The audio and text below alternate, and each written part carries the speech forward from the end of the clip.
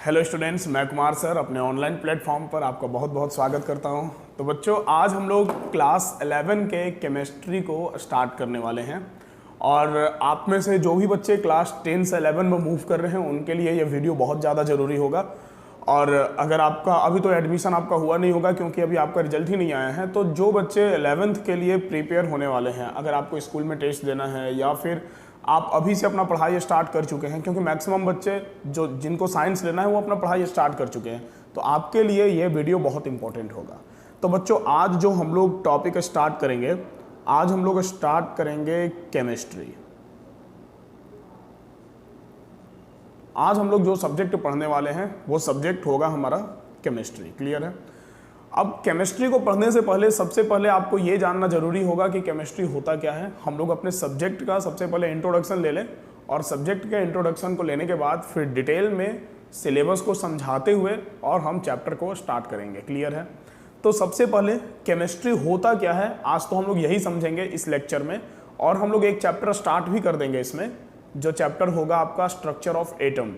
तो सबसे पहले हम लोग चैप्टर को समझते हैं कि केमिस्ट्री क्या होता है, केमिस्ट्री को अच्छे से क्लियर करते हैं, क्योंकि आप जिसको पढ़ने जा रहे हैं उसके बारे में कंप्लीट जानकारी होना आपके लिए बहुत ज़रूरी है। तो बच्चों, मेरा नाम है कुमार सर और मैं आपका केमिस्ट्री ट्यूटर स्टार्ट कर रहा हूँ आपको समझाना कि केमिस्ट्री होता क्या है। ध्यान से सुनना, अच्छे से पढ़ना, मज़ा आएगा पढ़ने में।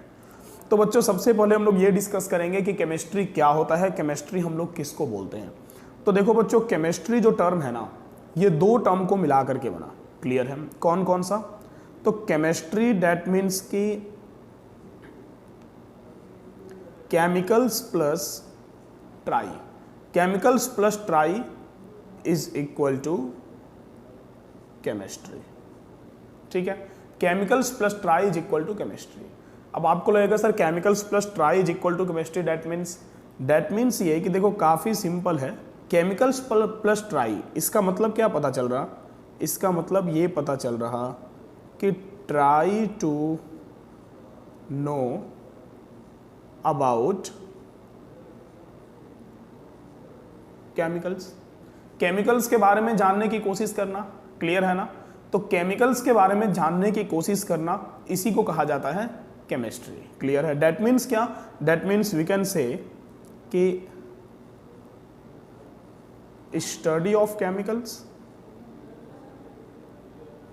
किसी भी चीज के बारे में जानने की कोशिश करना, दैट मीन्स क्या? उसके बारे में स्टडी करना। समझ रहे हो बात को? तो study of chemicals, study of chemicals is called chemistry. Clear है ना बच्चों? दैट मीन्स कि हमको केमिकल्स के बारे में स्टडी करना है, और केमिकल्स के बारे में जो स्टडी किया जाता है उसी को क्या कहा जाता है? उसी को कहा जाता है केमिस्ट्री। क्लियर है? तो देखो, अब केमिकल्स के बारे में जो हम लोग स्टडी करेंगे, तो सबसे पहले हम लोग ये समझेंगे कि केमिकल होता क्या है, आखिर हम लोग केमिकल बोलते किसको हैं। क्लियर है? तो देखो बच्चों, जो केमिकल होता है,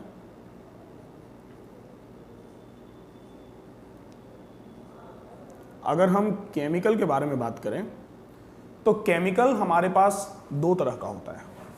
कौन कौन सा सर? तो केमिकल जो हमारे पास होता है वो दो तरह का होता है।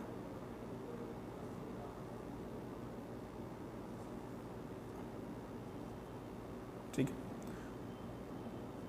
एक होता है हमारे पास ऑर्गेनिक केमिकल,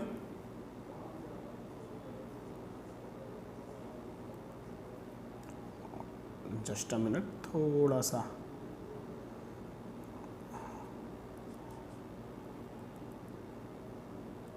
थोड़ा पेन सेटिंग प्रॉब्लम था। हाँ, तो बच्चों, एक होता है हमारे पास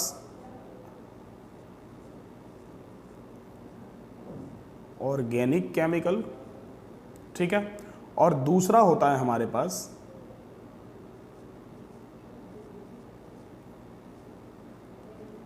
इनऑर्गेनिक केमिकल। तो हमारे पास ये जो केमिकल होता है वो दो तरह का होता है, एक ऑर्गेनिक केमिकल और दूसरा इनऑर्गेनिक केमिकल। तो सबसे पहले हम लोग यही समझेंगे कि ऑर्गेनिक केमिकल क्या होता है और इनऑर्गेनिक केमिकल क्या होता है। तो देखो, ऑर्गेनिक केमिकल हम किसको कहते हैं? ऑर्गेनिक, ये जो ऑर्गेनिक टर्म है ना, ये ऑर्गेनिक टर्म आपका अराइज हुआ एक ग्रीक वर्ड से, हालांकि वो ग्रीक वर्ड जो है वो इंग्लिश वर्ड से भी मिलता जुलता है, जिसको कहा जाता है ऑर्गन। ठीक है, और ऑर्गन का मतलब क्या होता है? तो ऑर्गन का मतलब होता है सर, वी बेटर नो कि ऑर्गन का मतलब होता है बॉडी पार्ट्स। क्लियर है ना? तो बॉडी पार्ट्स एक्चुअल में हुआ क्या कि शुरुआत में जितने भी कंपाउंड मिले, ऑर्गेनिक कंपाउंड मिले, वो किसी ना किसी प्लांट या फिर एनिमल के बॉडी पार्ट से मिले। क्लियर है? इसलिए उनका नाम दे दिया गया ऑर्गेनिक। बट अभी हम लोग ऑर्गेनिक को कैसे पहचानते हैं, पहले हम लोग उसको सीखेंगे, बिकॉज ऑर्गेनिक का कंप्लीट इंट्रोडक्शन तो जब ऑर्गेनिक केमिस्ट्री स्टार्ट करेंगे तब देंगे। हालांकि मेरे चैनल पर उसका भी वीडियो लेक्चर अवेलेबल है, बट अभी आपको देखने की जरूरत नहीं है। तो ऑर्गेनिक हम लोग अभी कैसे पहचानते हैं? तो देखो सिंपल सी बात है, ऑर्गेनिक कंपाउंड का जो मेन कंस्टिट्यूएंट एलिमेंट होगा, main constituent elements are carbon and hydrogen. ठीक है, ऑर्गेनिक कंपाउंड का मेन कंस्टिट्यूएंट एलिमेंट क्या होता है? Carbon and hydrogen. समझ गए बात को? जिसमें कार्बन और हाइड्रोजन होगा, कलेक्टिवली इनको मिला करके और हाइड्रोकार्बन भी कहा जाता है। ये बात हो सकता है आप जानते भी होंगे। ठीक है, तो जिसमें हाइड्रोकार्बन होगा, दैट मीन्स कि जिसमें कार्बन और हाइड्रोजन होगा, उसको कहा जाएगा ऑर्गेनिक केमिस्ट्री। और other than carbon and hydrogen,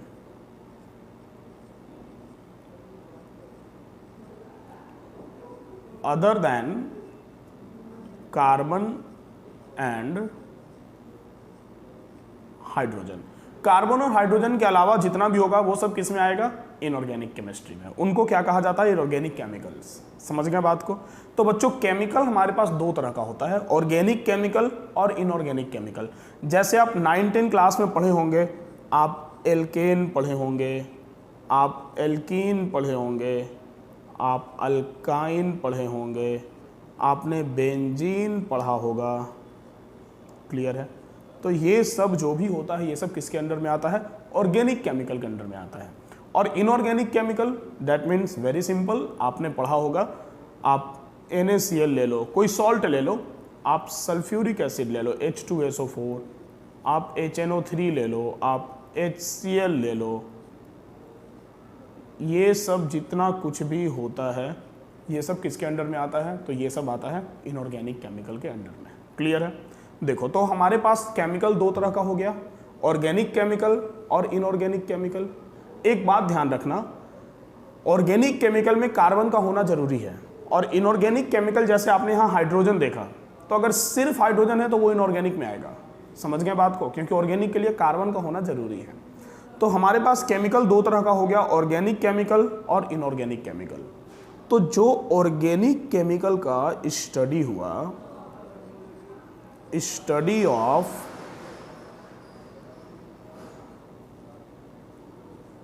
organic chemicals, उसको नाम दिया गया ऑर्गेनिक केमिस्ट्री। क्लियर है? इसी तरह से study of inorganic chemicals,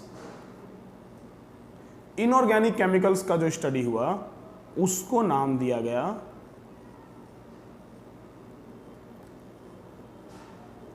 inorganic chemistry. Clear है ना?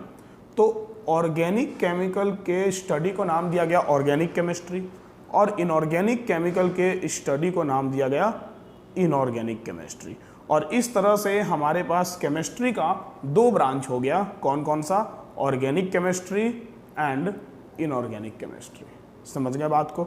ये ऑर्गेनिक केमिस्ट्री का एक ब्रांच हो गया, और ये केमिस्ट्री का एक ब्रांच हो गया ऑर्गेनिक केमिस्ट्री, और ये दूसरा केमिस्ट्री का एक ब्रांच हो गया इनऑर्गेनिक केमिस्ट्री। इसके बाद अब बात ऐसा है कि हमारे पास केमिकल ऑर्गेनिक हो या फिर हमारे पास केमिकल इनऑर्गेनिक हो, उनके मेजरमेंट का हमको कोई ना कोई तरीका चाहिए। तो बच्चों, मेजरमेंट का जो भी तरीका आता है, मेजरमेंट के बारे में हम लोग जो कुछ भी सीखते हैं वो कहाँ सीखते हैं? तो मेजरमेंट के बारे में हम लोग हर चीज़ सीखते हैं फिजिक्स में। तो क्या सर हमको केमिकल्स के मेजरमेंट के लिए फिजिक्स पढ़ना पड़ेगा? तो डेफिनेटली फिजिक्स तो पढ़ना ही पड़ेगा, लेकिन साइंटिस्ट लोग एक बीच का रास्ता निकाला, ठीक है, और केमिस्ट्री का एक और ब्रांच बना दिया, जिस ब्रांच का नाम दिया गया फिजिकल केमिस्ट्री। केमिस्ट्री का एक और ब्रांच बना और इस ब्रांच का क्या नाम दिया गया? तो बच्चों इस ब्रांच का नाम दिया गया फिजिकल केमिस्ट्री, और इस तरह से ये केमिस्ट्री का तीसरा ब्रांच बन गया। समझ गए बात को? फिजिकल केमिस्ट्री में हम लोग क्या पढ़ते हैं सर? तो फिजिकल केमिस्ट्री में जैसे ऑर्गेनिक केमिस्ट्री में हम लोग ऑर्गेनिक केमिकल्स के बारे में पढ़ते हैं, इनऑर्गेनिक केमिस्ट्री में इनऑर्गेनिक केमिकल्स के बारे में पढ़ते हैं, तो फिजिकल केमिस्ट्री में हम लोग कैसे केमिकल्स के बारे में पढ़ते हैं? तो एक्चुअल में फिजिकल केमिस्ट्री में हम सारे केमिकल्स के बारे में पढ़ते हैं, बट उनके मेजरमेंट को पढ़ते हैं। दैट मीन्स कि study of measurement of chemicals, study of measurement of chemicals is physical chemistry. Clear है बच्चों? तो हमारे पास इस तरह से केमिस्ट्री का टोटल 3 ब्रांच हो गया। कौन कौन सा? Physical chemistry, organic chemistry and inorganic chemistry. अब देखो एक बार फिर से शुरू से आते हैं और इन सारे चीज़ों को रिवीजन करते हुए हम लोग चैप्टर को स्टार्ट करेंगे। मजा आएगा पढ़ने में, ध्यान से देखना। तो बच्चों सबसे पहले केमिस्ट्री टर्म सबसे पहले केमिस्ट्री टर्म कहाँ से अराइज हुआ? तो केमिस्ट्री का मतलब होता है chemicals plus try. That means कि try to know about chemicals, chemicals के बारे में जानने की कोशिश करना। दैट मीन्स कि केमिकल्स के बारे में स्टडी करना। Study of chemicals is chemistry. Clear है? केमिकल हमारे पास 2 तरह का होता है। कौन कौन सा? सर एक होता है ऑर्गेनिक केमिकल और दूसरा होता है इनऑर्गेनिक केमिकल। ऑर्गेनिक केमिकल हम किसको कहते हैं? तो जिसका मेन कंस्टिट्यूएंट एलिमेंट कार्बन और हाइड्रोजन होता है। दैट मीन्स कि हाइड्रोकार्बन होता है। जिसमें कार्बन और हाइड्रोजन होगा उसको कहा जाएगा ऑर्गेनिक केमिकल, और जिसमें कार्बन नहीं होगा उसको कहा जाएगा inorganic chemical. Other than carbon and hydrogen are called inorganic chemical. Organic chemical के स्टडी को, स्टडी ऑफ ऑर्गेनिक केमिकल्स, उसको नाम दिया गया organic chemistry. Study of inorganic chemicals, उसको नाम दिया गया इनऑर्गेनिक केमिस्ट्री। और हमारे पास चाहे केमिकल कोई भी हो, ऑर्गेनिक हो या फिर इनऑर्गेनिक हो, उनके मेजरमेंट का जो स्टडी होगा, उनके मेजरमेंट का जो तरीका होगा, वो किसके अंदर में आएगा? वो आएगा फिजिकल केमिस्ट्री के अंडर में। Study of measurement of chemicals is called physical chemistry. तो इस तरह से हमारे पास केमिस्ट्री का टोटल 3 ब्रांच हो गया, फिजिकल केमिस्ट्री, ऑर्गेनिक केमिस्ट्री और इनऑर्गेनिक केमिस्ट्री। अब हमारे सिलेबस में इसको कैसे पढ़ना है हम उसके बारे में समझेंगे। आपको एक बात बता दें, अगर आप में से कुछ बच्चे इसको नोट करने के चक्कर में पड़े हुए हैं तो बाबू पहले समझ लिया करो, उसके बाद नोट किया करो। और अगर आपको एग्जैक्टली जो हम पढ़ा रहे हैं इसका PDF चाहिए तो आप ऑर्गेनिक गुरु टेलीग्राम चैनल को ज्वाइन कर लो। डिस्क्रिप्शन में लिंक दिया हुआ है। उस चैनल पर आपको जो हम पढ़ा रहे हैं एग्जैक्टली यही इंटरफेस जो आपको यहाँ दिख रहा, तो यही इंटरफेस का वीडियो PDF आपको वहाँ पर उस चैनल पर मिल जाएगा। तो देर किस बात का, पहले ज्वाइन कर लो, उसके बाद आगे का पढ़ाई करना। ठीक है? तो चलो अब हम लोग यहाँ के बाद चले आते हैं कहाँ? तो सर हम लोग यहाँ के बाद चले आते हैं, आगे की कार्रवाई शुरू की जाए। और अब हम लोग आज जो डिस्कस करेंगे वो अपने सिलेबस के बारे में डिस्कस करेंगे। तो केमिस्ट्री क्या होता है ये हम लोग समझ गए। क्लियर है? अब केमिस्ट्री हम लोग को कैसे पढ़ना है उसके बारे में समझेंगे। दैट मीन्स कि अब हम लोग डिस्कस करेंगे अपना सिलेबस क्लास 11th का केमिस्ट्री। क्लास 11th का केमिस्ट्री। क्लियर है? अब हम लोग क्लास 11th के केमिस्ट्री के बारे में डिस्कस करेंगे। देखो बच्चों, तो क्लास 11th के केमिस्ट्री को टोटल 3 पार्ट में बांट के रखा गया है। और सर वो कौन कौन सा पार्ट है? तो सबसे पहले फर्स्ट पार्ट है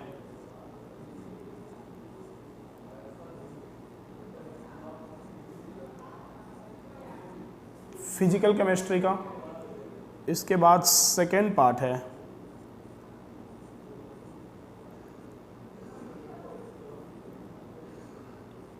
इनऑर्गेनिक केमिस्ट्री का, और थर्ड पार्ट है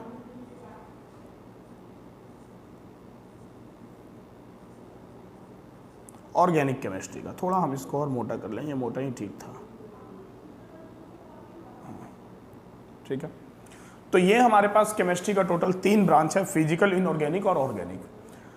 अब देखो आपका जो चैप्टर स्टार्ट होता है वो चैप्टर स्टार्ट होता है some basic concept of chemistry से। अब आपको लगेगा sir some basic concept of chemistry इनमें से किस में आता है? देखो बेसिकली वो तो न्यूमेरिकल वाला टॉपिक है, फिजिकल में आता है, क्योंकि मेजरमेंट का जो भी तरीका होता है हम लोग फिजिकल में ही पढ़ते हैं, तो वो एक मेजरमेंट वाला ही टॉपिक है, उसमें न्यूमेरिकल खूब आता है, तो वो फिजिकल में ही आता है। बट स्टार्टिंग के जो कुछ चैप्टर्स हैं, दैट मीन्स चैप्टर 1, 2, 3 एंड 4, ठीक है, some basic concept of chemistry को मोल कंसेप्ट भी कहा जाता है। तो मोल कंसेप्ट से लेकर के केमिकल बॉन्डिंग तक, मोल concept, structure of atom, periodicity of element and chemical bonding, ये जो 4 चैप्टर है, ये चारों चैप्टर फिजिकल के अंदर में भी आता है और इनऑर्गेनिक के अंदर भी आता है। उसके पीछे का रीजन है एनसीईआरटी इन चारों चैप्टर को इस अकॉर्डिंग मिक्स करके बनाया है कि जैसे ही आप 10 से 11 में आते हैं तो पता चलता है कि आपका जो सिलेबस है वो बहुत ज़्यादा हो गया, ठीक है, हाँ बहुत ज़्यादा।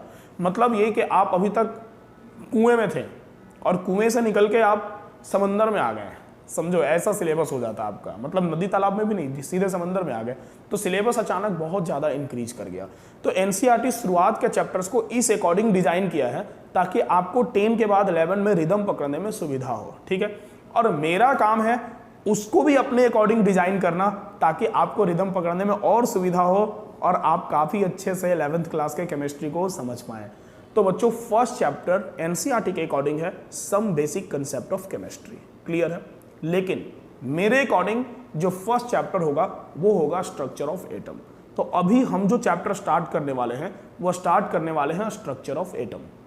बट एक बात बताते चलें, अगर आप में से कुछ बच्चों को पहले some basic concept of chemistry पढ़ने का जल्दी होगा तो some basic concept of chemistry के इंपॉर्टेंट लेक्चर्स को हम ऑलरेडी अपलोड करके रखे हैं, या फिर कुछ लेक्चर्स को इसके साथ में पैरेलली हम अपलोड करते जाएंगे। वो हमारा व्हाइट बोर्ड पर पढ़ाया हुआ लेक्चर होगा, आप देख लेना उसको, मजा आएगा पढ़ने में वो भी आपको।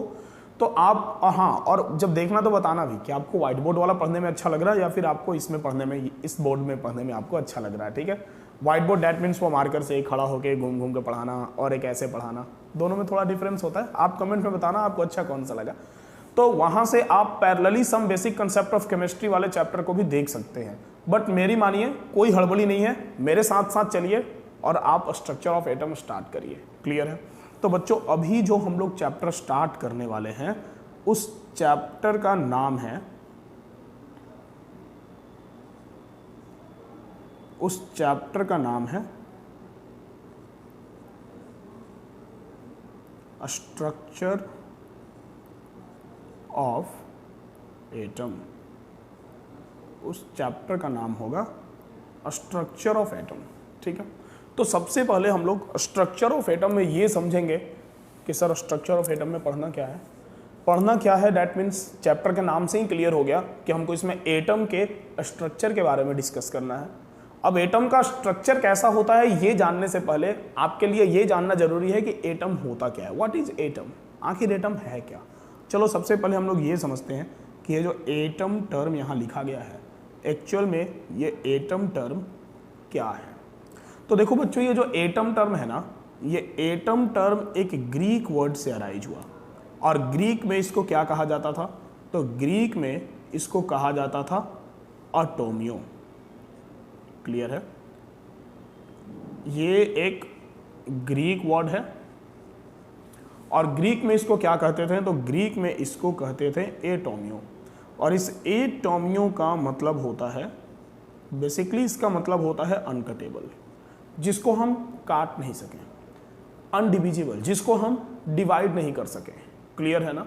तो ये जो एटोमियो है इसका मतलब होता है अनकटेबल या फिर वी कैन से इनडिविजिबल, मतलब जिसको काटा नहीं जा सकता हो, जिसको बांटा नहीं जा सकता हो, उसको क्या कहा जाता था, उसको कहा जाता था ग्रीक में एटोमियो। और उसी एटोमियो को मॉडिफाई करके हम लोग क्या बोलते हैं, हम लोग बोलते हैं एटम। समझ गए बात को। तो सर आखिर एटम में ऐसा क्या कि इसको कहा जाता है कि हम एटम को काट नहीं सकते हैं, हम एटम को बांट नहीं सकते हैं, आखिर हम एटम को क्यों डिवाइड नहीं कर सकते हैं। तो देखो एटम के बारे में जो इनिशियल कंसेप्ट था, तो बाबू एटम के बारे में ये कहा जाता था कि जो एटम होता है, जो एटम होता है, अगर हम फर्स्ट पॉइंट एटम के बारे में डिफाइन करना चाहें तो ये कहा जाता था कि एटम इज एक्सट्रीमली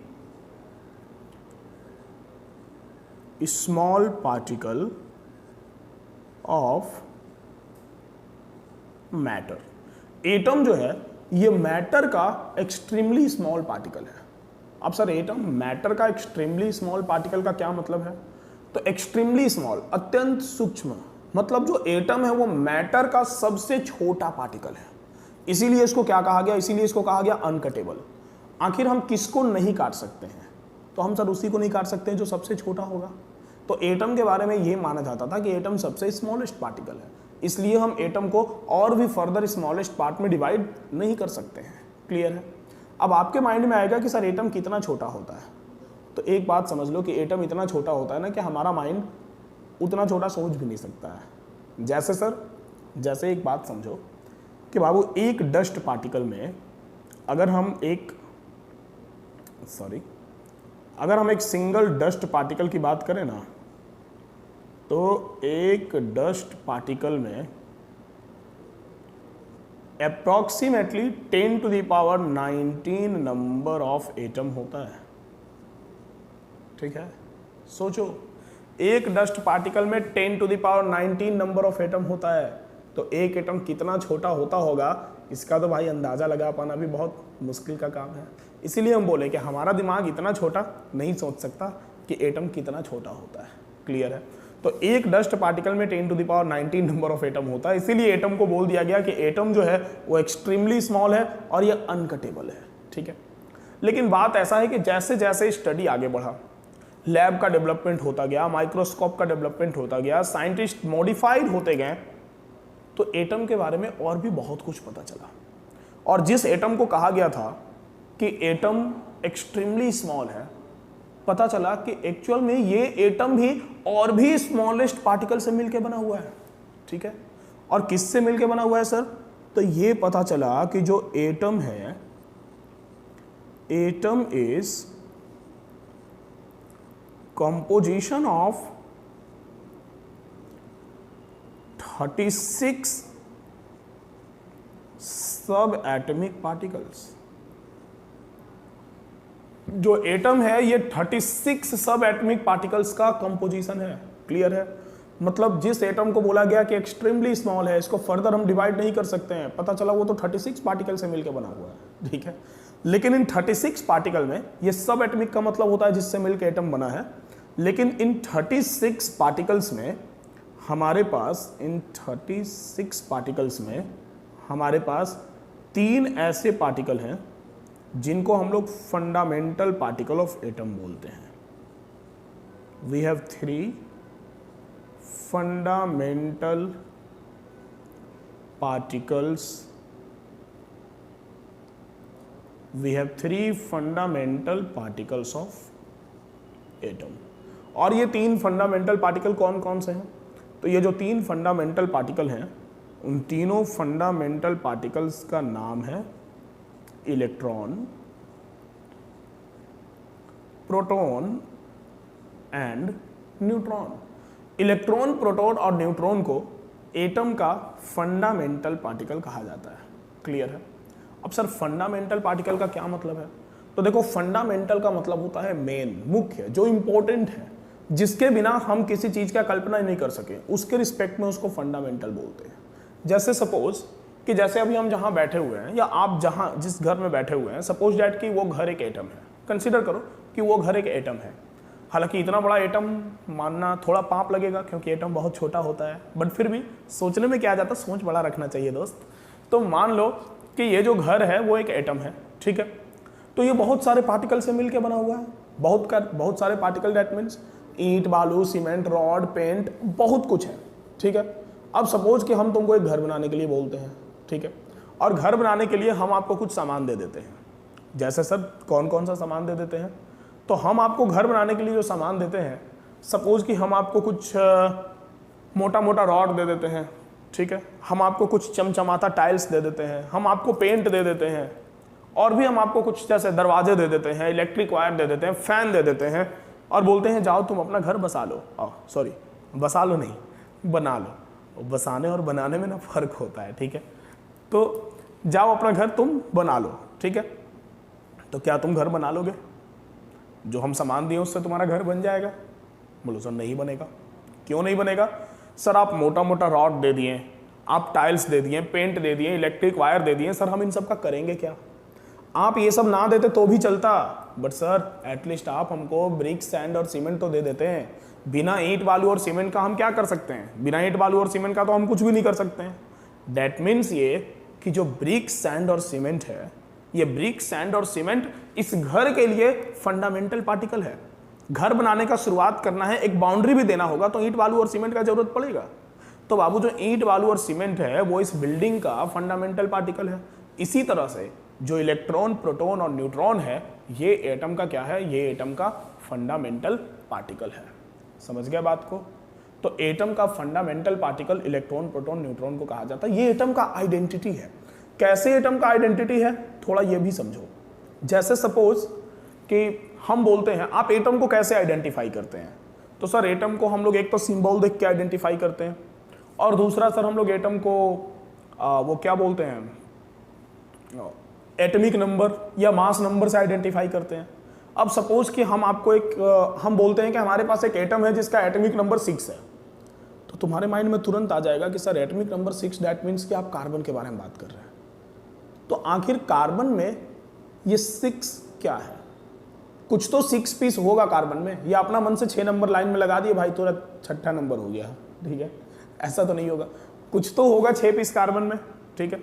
तो वो एक्चुअल में ना बाबू नंबर ऑफ प्रोटॉन होता है, ठीक है? ये जो नंबर ऑफ प्रोटॉन होता है ना, ये number of proton he atomic number के इक्वल होता है। क्लियर है? जैसे हम बोलते हैं कि हमारे पास एक एटम है जिसका एटॉमिक मास 16 है, ठीक है? जिसका मास नंबर कितना है? 16 है। तो तुम्हारे माइंड में तुरंत आएगा, अच्छा sir mass number 16, that means कि सर आप ऑक्सीजन के बारे में बात कर रहे हैं। तो भाई ऑक्सीजन में ये 16 कुछ तो होगा। आखिर कहाँ से आया ये 16? कोई तो कुछ तो होगा जो एटम में 16 पीस होगा। तो बाबू एक्चुअल में ये जो प्रोटॉन प्लस न्यूट्रॉन होता है ना, ठीक है, ये P प्लस N को मिलाकर ही एटम का एटॉमिक मास या मास नंबर होता है। समझ गए बात को? तो हो गया ना ये एटम का आइडेंटिटी। प्रोटॉन एटॉमिक नंबर है, P plus N mass number है। एटम के ऊपर जो चार्ज आता है वो आपको भी पता है कि वो चार्ज किसके कारण आता है? इलेक्ट्रॉन के कारण आता है। इलेक्ट्रॉन लॉस या गेन करता है जब एटम, तब उसके ऊपर चार्ज आता है। तो हो गया ना ये एटम का आइडेंटिटी। क्लियर है? इसीलिए इसको कहा जाता है कि ये तीनों जो है वो एटम का फंडामेंटल पार्टिकल है। समझ गया बात को? क्लियर है? देखो अब हम लोग इससे आगे बढ़ते हैं। तो बाबू एटम क्या होता है, सबसे पहले ये क्लियर हुआ। देखो एटम क्या होता है, चलो जरा एक बार इसको रिवाइज कर लें कि एटम क्या होता है। तो एटम क्या होता है, तो एटम टर्म कहाँ से आया? एटोमियो से आया। और एटोमियो एक ग्रीक वर्ड है जिसका मतलब होता है अनकटेबल या इनडिविजिबल। क्लियर है? जिसको हम काट या बांट ना सकें, क्योंकि एटम एक एक्सट्रीमली स्मॉल पार्टिकल है मैटर का। ठीक है? बट प्रेजेंटली हम लोग को क्या पता है कि एटम कितने पार्टिकल्स का कंपोजिशन है? तो सर एटम 36 सब एटॉमिक पार्टिकल्स का कंपोजिशन है। और इन 36 सब एटॉमिक पार्टिकल्स में से हमारे पास 3 वैसे पार्टिकल्स हैं जिनको हम क्या कहते हैं? Fundamental particle. और वो फंडामेंटल पार्टिकल्स कौन कौन से हैं? तो इलेक्ट्रॉन, प्रोटॉन और न्यूट्रॉन। क्लियर है? तो बच्चों ये था एटम का एक छोटा सा इंट्रोडक्शन। अब हम लोग इसमें आगे बढ़ेंगे और एटम के बारे में कुछ और भी स्टडी करेंगे। ठीक है? देखो अब हम लोग बात करें तो एटम के बारे में जो सबसे पहला थ्योरी था, वो सबसे पहला थ्योरी पता है कौन दिया था? इन 1808, जस्ट अ मिनट, ऊपर ही रख।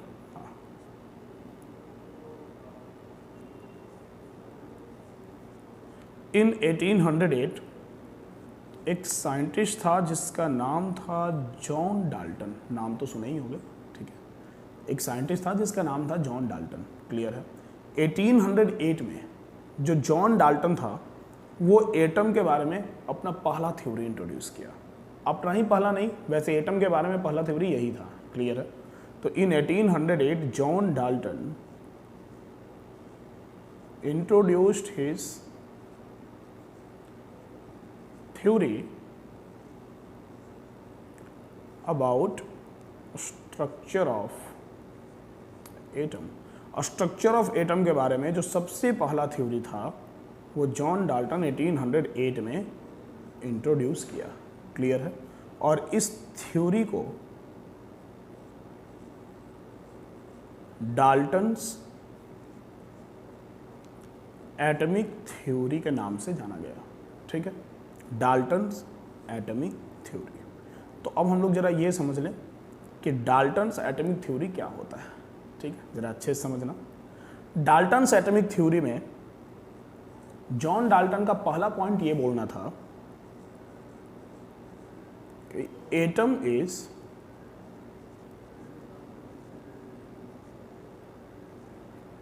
Fundamental building block of matter. जो एटम है ये मैटर का फंडामेंटल बिल्डिंग ब्लॉक है। फंडामेंटल बिल्डिंग ब्लॉक, देखो ये बड़ा अच्छा टर्म इंट्रोड्यूस किया, फंडामेंटल बिल्डिंग ब्लॉक। सर इसका मतलब क्या होता है?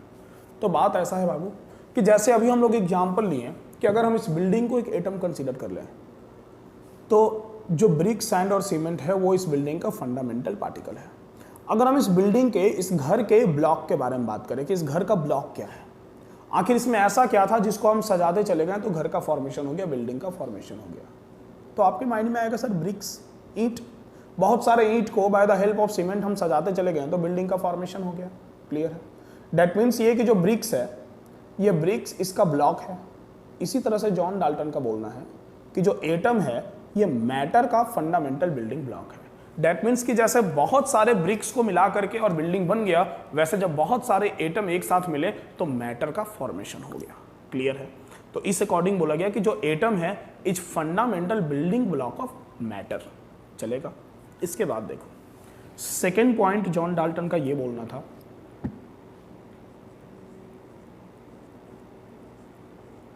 टू और more atoms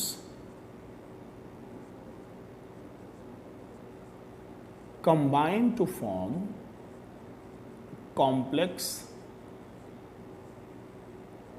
compounds।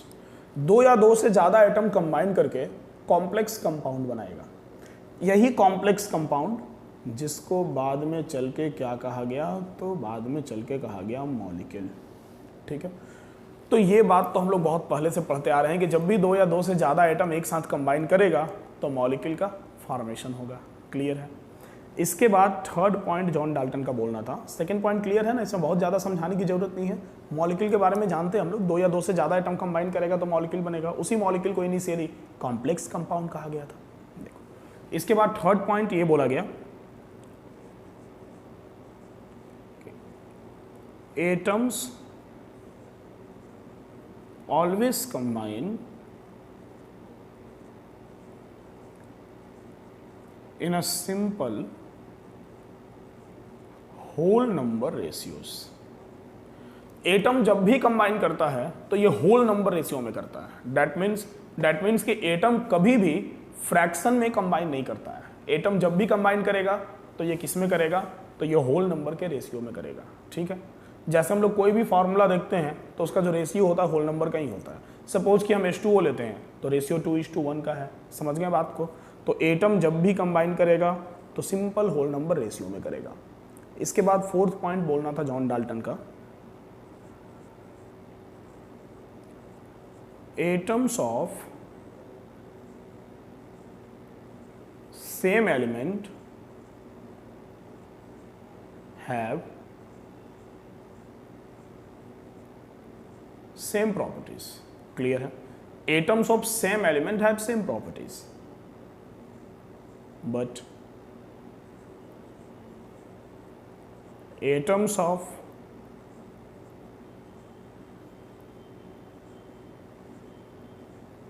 different elements have not same properties, या we can say कि have different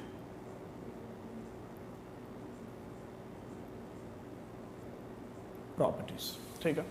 atoms of same element have same properties but atoms of different element have different properties.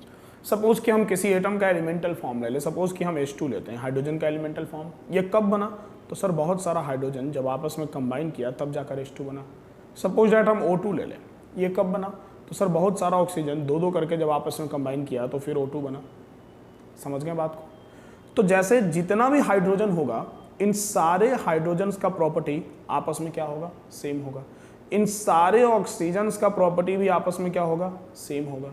But suppose कि हम यहाँ से एक hydrogen ले लें और हम यहाँ से एक ऑक्सीजन ले लें, ठीक है, तो क्या इनका प्रॉपर्टी सेम होगा? कभी नहीं होगा। समझ गए बात को? तो atoms of same element have same properties, but atoms of different elements have different properties. चलेगा? तो सेम एलिमेंट का जितना भी एटम होगा उन सब का प्रॉपर्टी क्या होगा? उन सब का प्रॉपर्टी सेम होगा, बट डिफरेंट एलिमेंट का जितना भी एटम होगा उन सब का प्रॉपर्टी भी क्या होगा? डिफरेंट होगा। क्लियर है? Last point, 5th number,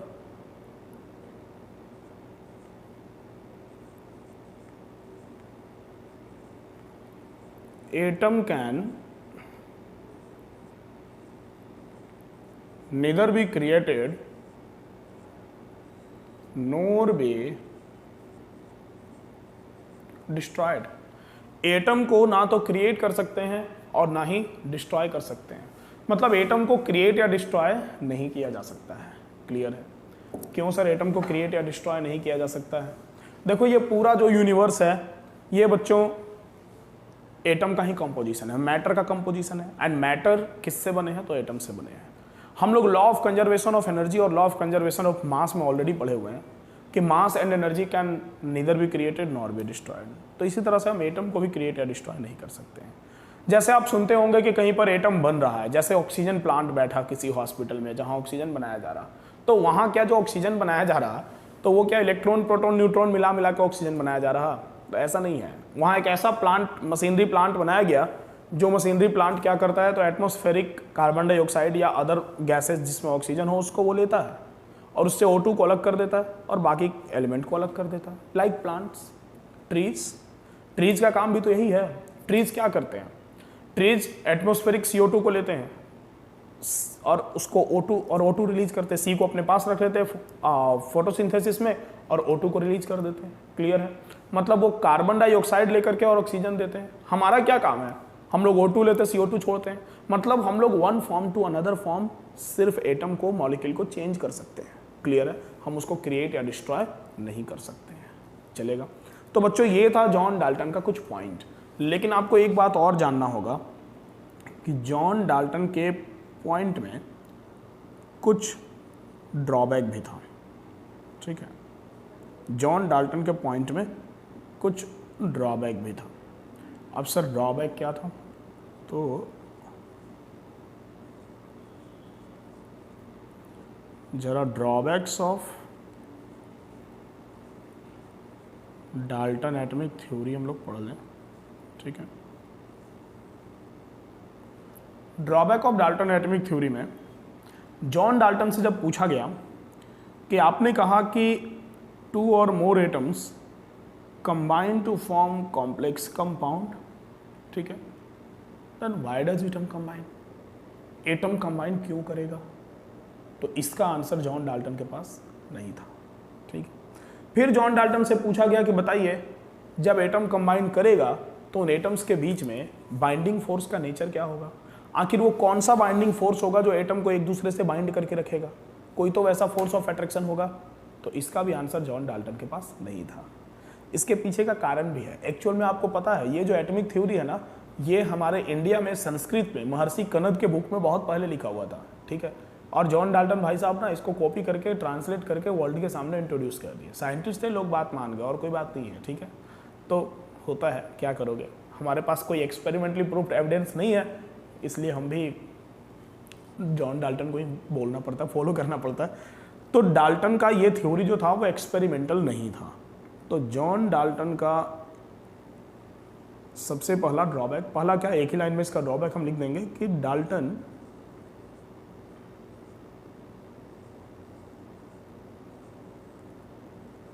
could not explain that why does atom combine and what is the nature of binding force between atoms of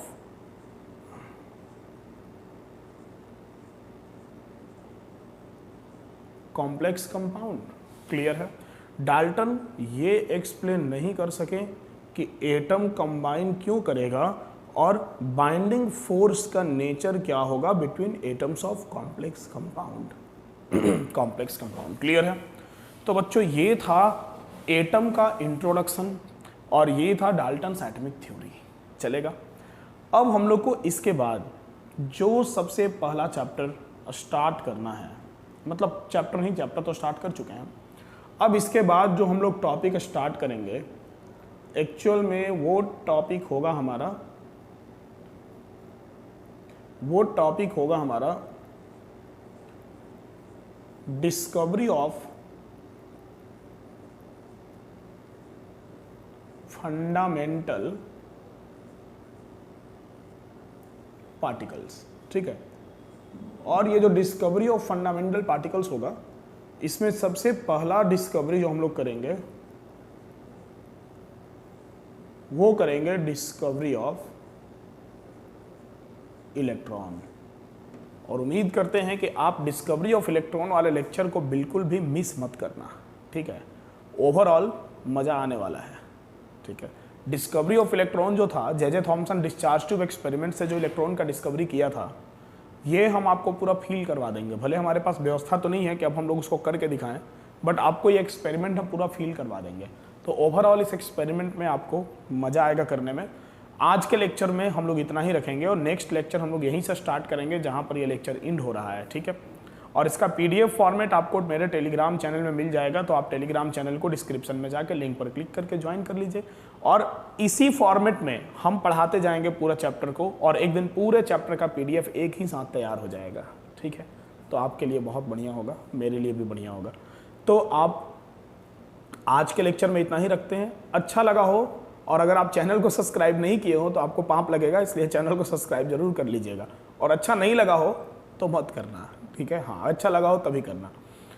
क्यों मेरे फालतू के नोटिफिकेशन को झेलोगे भाई अगर अच्छा नहीं लगेगा तो मिलते हैं हम लोग नेक्स्ट लेक्चर में। दोस्तों के साथ शेयर करते रहिए और खुश रहिए, स्वस्थ रहिए। आज का लेक्चर इतना ही रखते हैं। Thank you.